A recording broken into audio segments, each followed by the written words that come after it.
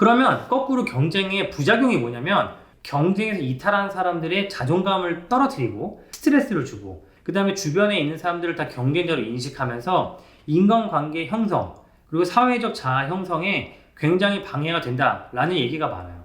그리고 결정적으로 성적에도 별로 도움이 안 된다는 거죠.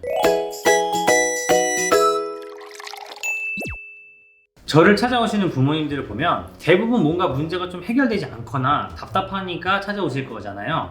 부모님을 따라오는 학생들도 자기 자신도 답답하고 뭔가 해결됐으면 좋겠으니까 아마 부모님을 따라서 저를 만나러 오는 걸 겁니다. 저를 찾아오시는 부모님들과 학생들을 보면 공통된 특징이 하나 있어요. 물론 이게 꼭 그분들한테만 해당되는 얘기는 아니겠지만 부모님들과 아이들이 자주 싸운다는 거예요.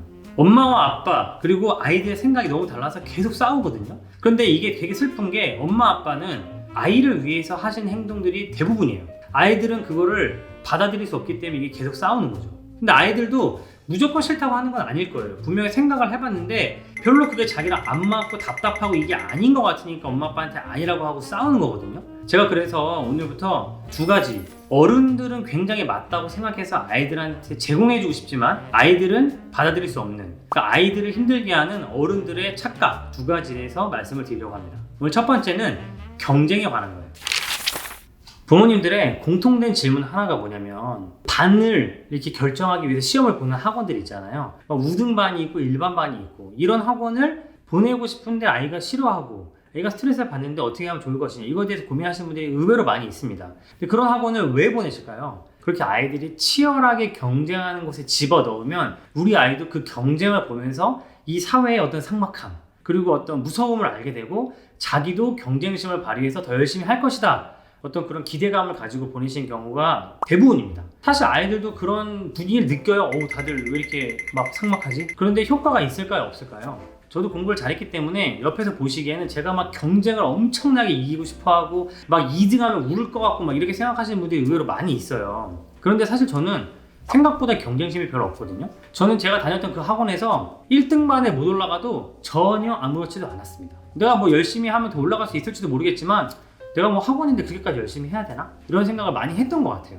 그리고 저만 그런 게 아니에요. 뭐 그렇게까지 내가 막 못 올라가서 막 펑펑 울고 그런 친구들은 많지 않았습니다.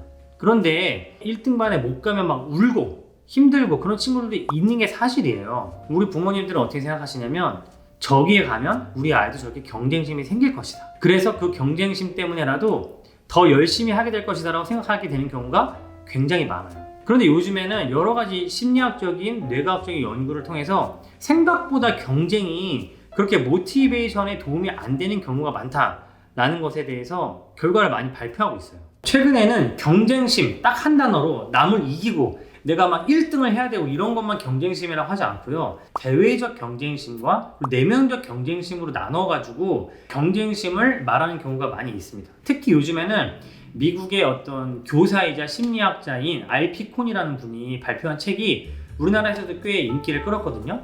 그 두 가지 책이 뭐냐면 경쟁을 반대한다, 경쟁을 넘어서라는 두 가지 책이에요. 그러면 거꾸로 경쟁의 부작용이 뭐냐면 경쟁에서 이탈한 사람들의 자존감을 떨어뜨리고 스트레스를 주고 그 다음에 주변에 있는 사람들을 다 경쟁자로 인식하면서 인간관계 형성 그리고 사회적 자아 형성에 굉장히 방해가 된다라는 얘기가 많아요. 그리고 결정적으로 성적에도 별로 도움이 안 된다는 거예요. 사람에게는 누구나 지식욕이 있다고 생각해요.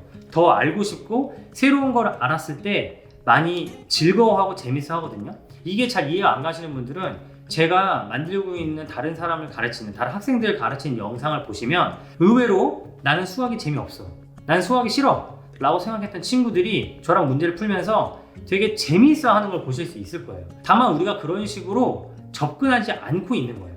제가 말씀드리는 것들은 어렸을 때 실천이 돼야 된다는 거죠. 초등학교 저학년 때만이라도 다른 애들과 경쟁하고 속도를 비교하는 게 아니라 재미를 느끼게 해주고 즐거움을 느끼게 해주는 사교육들도 의외로 많이 있어요. 저는 그런 것들을 찾아가는 게 철학이고 그런 게 부모님들이 아이들한테 해주실 수 있는 가장 큰 부분이라고 생각하고 있습니다. 공부가 재밌다, 그리고 생각보다 배우는 것은 즐거운 일이다 계속 느끼고 싶으신 분들은 구독, 좋아요, 알림 설정